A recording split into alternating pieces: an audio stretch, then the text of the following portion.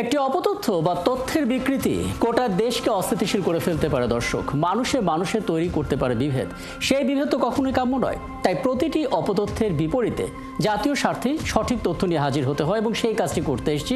আপনাদের সঙ্গে আছে আমি রাকিব হাসান। আমন্ত্রণ জানাচ্ছি রিউমার চেক নিয়ে একাত্তরের নিয়মিত আয়োজন ফেক নিউজ স্ক্যানারে। মার্কিন প্রেসিডেন্ট ডোনাল্ড ট্রাম্প নাকি জয় বাংলা স্লোগান দিচ্ছেন। একই সাথে ছাত্র জনতার নতুন রাজনৈতিক দল নিষিদ্ধের দাবিও উঠেছে। এমন নানা মিথ্যা তথ্য ছড়িয়ে পড়েছে সামাজিক যোগাযোগ মাধ্যমে এবং ফ্যাক্ট চেক করতে গিয়ে দেখা গেল বেশিরভাগ ক্ষেত্রে ধর্মীয় উস্কানি আর সামাজিক অপরাধকে টার্গেট করে গুজব ছড়িয়েছে। এক্ষেত্রে পুরনো ঘটনাকে বর্তমান বলে প্রচার করা হচ্ছে এবং যথারীতি সবকটি সামাজিক যোগাযোগ মাধ্যমে সেটা ছড়িয়ে দেওয়া হচ্ছে এবং ব্যবহার হচ্ছে ফেক অ্যাকাউন্ট কিংবা পেজ। সংবেদনশীল এমন 5টি অপতথ্যের ফ্যাক্ট চেক এখন আমার হাতে। চলুন সেটা শুরুতেই দেখে নিই, তারপর আমরা আলাপে যাব। সম্প্রতি এক্স এবং ফেসবুকে একটি ভিডিও ছড়িয়েছে। সেখানে দেখা যাচ্ছে ডোনাল্ড ট্রাম্প একটি ফাইল ধরে সবাইকে দেখাচ্ছেন। ফাইলে শেখ হাসিনার ছবি, ক্যাপশনে লেখা বিজয় আসবেই। তবে ফ্যাক্ট চেক করে দেখা গেল ভিডিওটি আসল নয়, বরং ভিন্ন ঘটনার একটি ভিডিওকে ডিজিটাল প্রযুক্তির সহায়তায় সম্পাদন করে ছড়িয়ে দেওয়া হয়েছে। ওদিকে আরেকটি ভিডিও ভাইরাল হয়েছে। ক্যাপশনে দাবি করা হয়েছে চিত্রনায়ক ইলিয়াস কাঞ্চন নতুন রাজনৈতিক দল জাতীয় নাগরিক পার্টিকে নিষিদ্ধের দাবি জানিয়েছেন। তবে এই ভিডিওটিও যে ফেক সেটা জানা গেল রিউমার স্ক্যানারের অনুসন্ধানে। মূলত জুলাই আন্দোলন সহ বিভিন্ন সময়ে ইলিয়াস কাঞ্চনের নানা ইস্যুতে দেওয়া বক্তব্যের ভিডিও ক্লিপগুলো একসাথে জুড়ে দিয়ে ছড়িয়ে দেওয়া হয়েছে। ফেসবুকের আরেকটি ভিডিওতে দেখা যাচ্ছে এক ব্যক্তিকে গাছে বেঁধে আগুনের তাপ দেওয়া হচ্ছে। ক্যাপশনে দাবি করা হয় একজন হিন্দু ধর্মাবলম্বী ব্যক্তিকে নির্যাতন করা হচ্ছে। তবে দাবিটি যে মিথ্যা সেটা প্রমাণ হলো ফ্যাক্ট চেকিংয়ে। জানা গেল গাছে বেঁধে আগুনের তাপ দেওয়া ব্যক্তিটি হিন্দু নন, তার নাম শহীদুল। চুরি করতে গিয়ে ধরা পড়েন জনতার হাতে। ওদিকে সামাজিক যোগাযোগ মাধ্যমে কয়েকটি ছবি এবং ভিডিও ছড়িয়েছে। সেখানে দেখা যাচ্ছে একজন রিকশাওয়ালাকে মারধর করছেন টুপি পাঞ্জাবি পরা এক ব্যক্তি। ক্যাপশনে লেখা জয় হোক জঙ্গিবাদের। তবে ফ্যাক্ট চেক করে আসল ঘটনা জানা গেল ভিডিওটি 2021 সালের রাজধানীর বংশালে এক রিকশা চালককে মারধরের ঘটনার ভিডিও। সেটাকেই আজকের ভিডিও বলে ছড়িয়ে দেওয়া হয়েছে। এখানেই শেষ না। সম্প্রতি ফেসবুকে একটি আহত কিশোরীর ভিডিও শেয়ার করে বলা হয়েছে যে সে সংঘবদ্ধ ধর্ষণের শিকার। অথচ ফ্যাক্ট ওয়াচের অনুসন্ধানে দেখা গেল নির্যাতনের শিকার কিশোরী মামামামির বাসায় গৃহকর্মী হিসেবে কাজ করত, সেখানেই নির্যাতনের শিকার হয়। এটাকেই সংঘবদ্ধ ধর্ষণ বলে ছড়িয়ে দেওয়া হয়েছে। দর্শক, আজ 5টি ফ্যাক্ট চেক করতে গিয়ে দেখা গেল বেশিরভাগ ক্ষেত্রে ধর্মীয় উস্কানি আর সামাজিক অপরাধকে টার্গেট করে গুজব ছড়িয়েছে। এক্ষেত্রে পুরনো ঘটনাকে বর্তমান বলে প্রচার করা হচ্ছে। যথারীতি সবকটি সামাজিক যোগাযোগ মাধ্যমে সেটা ছড়িয়ে দেওয়া হচ্ছে। ব্যবহার হচ্ছে ফেক অ্যাকাউন্ট বা পেজ। রাকিব হাসান, ৭১, ঢাকা। দর্শক, সামাজিক যোগাযোগ মাধ্যমে এমন অজস্র পোস্ট আমাদের চোখে পড়েছে এবং বরাবরের মতো আমরা সেখান থেকে সবচেয়ে সংবেদনশীল কয়েকটি পয়েন্ট তুলে ধরার চেষ্টা করেছি এবং এ পর্যায়ে আমরা আলাপে যেতে চাই। আমাদের সঙ্গে এই মুহূর্তে যুক্ত আছেন নর্থ সাউথ ইউনিভার্সিটির শিক্ষক ডক্টর আব্দুল ওয়াহাব। ডক্টর আব্দুল ওয়াহাব, আপনাকে আমন্ত্রণ জানাচ্ছি এবং কৃতজ্ঞতা জানাচ্ছি যে আপনি আমাদেরকে সময়টা দিচ্ছেন। এবং আপনি বোধ করি দেখছিলেন যে পরিমাণ রিউমারগুলো ছড়াচ্ছে, আমরা রীতিমতো হিমশিম খাচ্ছিলাম। এবং যারা আসলে ফ্যাক্ট চেকগুলো করছে নিয়মিতভাবে, রিউমার স্ক্যানার, বুম বাংলাদেশ কিংবা ফ্যাক্ট ওয়াচ, তারাও আসলে প্রতিনিয়ত এরকম অপতথ্য বিপরীতে সঠিক তথ্য তুলে ধরার চেষ্টা করছে। আপনার কাছে দুটো বিষয় প্রথমত জানতে চাই। প্রথমত, এখন এই মুহূর্তে হঠাৎ করে কেন এটা বেড়ে গেল? আমরা জানি যে 5 আগস্টের আগেও এটা ছিল, কিন্তু এখন আমরা দেখতে পাচ্ছি ডালপালা প্রতিনিয়ত মেলছে এবং সামাজিক অপরাধ, ধর্মীয় উস্কানি এবং রাষ্ট্রের গুরুত্বপূর্ণ ব্যক্তিদেরকে টার্গেট করা হচ্ছে। কারণ প্রথমত কি দেখেন? ধন্যবাদ রাকিব হাসান আপনাকে, যে এই ধরনের একটা গুরুত্বপূর্ণ, জনগুরুত্বপূর্ণ বিষয় নিয়ে আপনারা আমাকে আহ্বান জানানোর জন্য।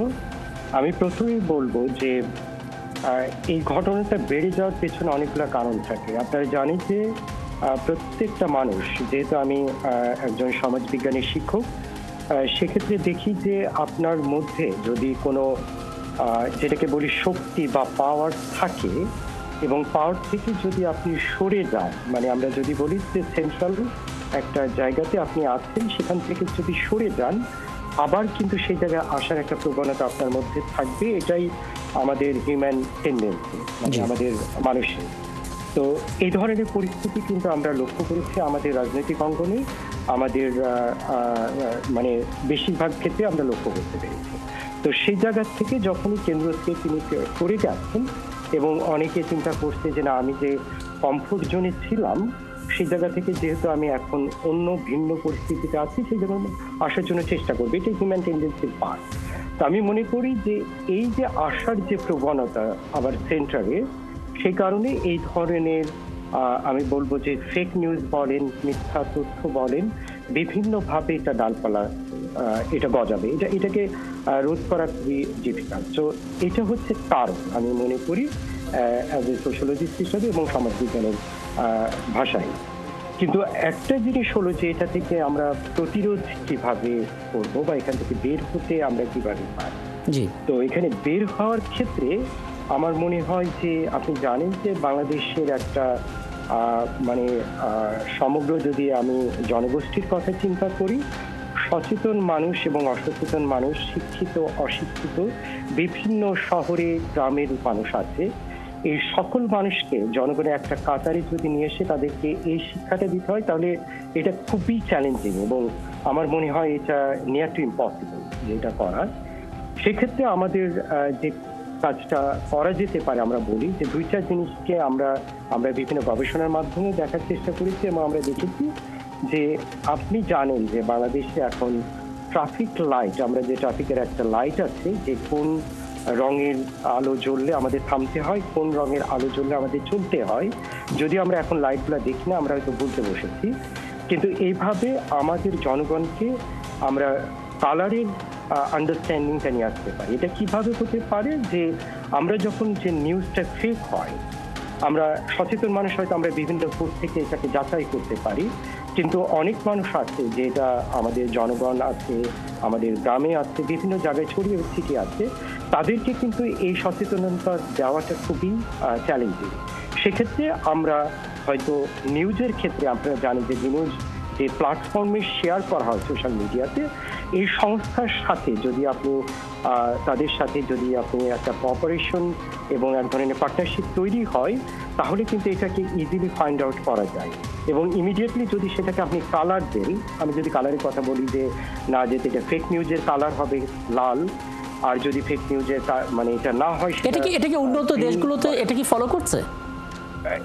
এটা উন্নত দেশের যেটা হয় যে ফেক নিউজের ব্যাপারগুলো ইমিডিয়েটলি আপনার যে সোর্সগুলো থেকে আসছে সেই জায়গা থেকে যেভাবে স্প্রেড হয় ওটা দেখিয়ে দেয়। যেমন এখন জানেন যে আর্টিফিশিয়াল ইন্টেলিজেন্স থেকে আপনি যদি কোনো নিউজ নেন, তাহলে কিন্তু এখানে আমাদের একটা মানে অপশন আছে যে আপনার টেকনোলজিকে এটা অন করে রাখতে পারি, ইমিডিয়েটলি আমরা দেখতে পারি যে এটা আমরা আর্টিফিশিয়াল ইন্টেলিজেন্সের মাধ্যমে আসছে নাকি আপনি নিজে এটা তৈরি করছেন। সো যে সোর্সটা থেকে এই ধরনের নিউজ আসবে সেই সোর্সের সাথেই আপনাকে পার্টনারশিপে যেতে হবে।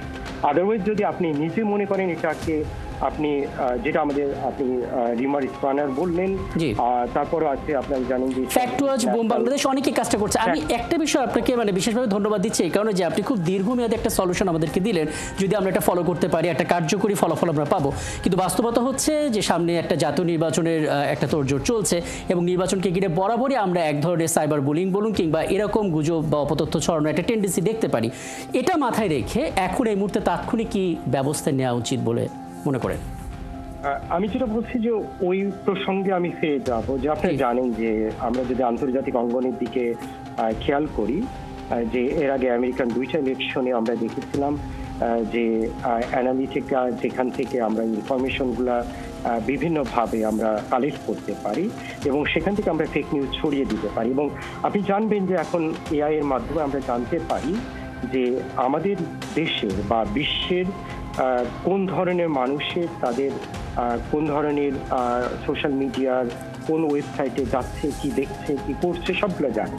এবং তার বেসিসে যখন আমরা গবেষণা করে আমরা দেখতে পারি যে এই মানুষগুলো হচ্ছে যে কোনো ধরনের তথ্য শেয়ার করলে সে বিশ্বাস করে, সেই জায়গা থেকে আমরা মনে হয় যে আমাদের মাথায় রাখতে হবে। আর যেহেতু জাতীয় ইলেকশনের মতো একটা জনগুরুত্বপূর্ণ আমাদের মানে ইলেকশন আসছে অনেকদিন পর, আমরা আমাদের ভোটাররা ভোট দিবে, এক্ষেত্রে কিন্তু আমাদের যে টেকনোলজির জায়গাটা থেকে আমাদের মাথায় রাখতে হবে এবং আমাদেরকে মনে করতে হবে যে সোর্স থেকে, আমি আবারও বলছি, যে যে জায়গা থেকে ফেক নিউজ ছড়ায় তাদের সাথে পার্টনারশিপে আসতে হবে, এবং আপনাকে সেখানে তাদের পার্টনারশিপ আসলে অটোমেটিক্যালি এটাকে আপনাকে জানাবে যে এই নিউজটা ফেক, এটাকে আপনি গ্রহণ করবেন না, সেই ধরনের কালারের মাধ্যমে আনতে হবে। এবং কালারের মাধ্যমে আনলে জনগণকে খুব সহজে বোঝাতে পারবেন।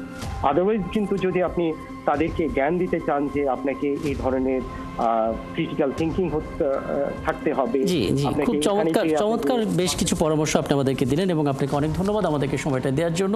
ছিলেন আমাদের সঙ্গে নর্থ ইউনিভার্সিটির শিক্ষক ডক্টর আব্দুল ওয়াহাব, এবং আমরা আসলে ফ্যাক্ট চেক নিয়ে কথা বলছিলাম। এবং দর্শক, আপনারা আছেন ফ্যাক্ট চেক নিয়ে একাত্তরের নিয়মিত আয়োজন ফেক নিউজ স্ক্যানারে। রবি থেকে বৃহস্পতি সপ্তাহে 5 দিন আমরা রিউমার দূর করতে হাজির হব ঠিক একই সময়, এবং আপনারা যুক্ত হতে পারেন।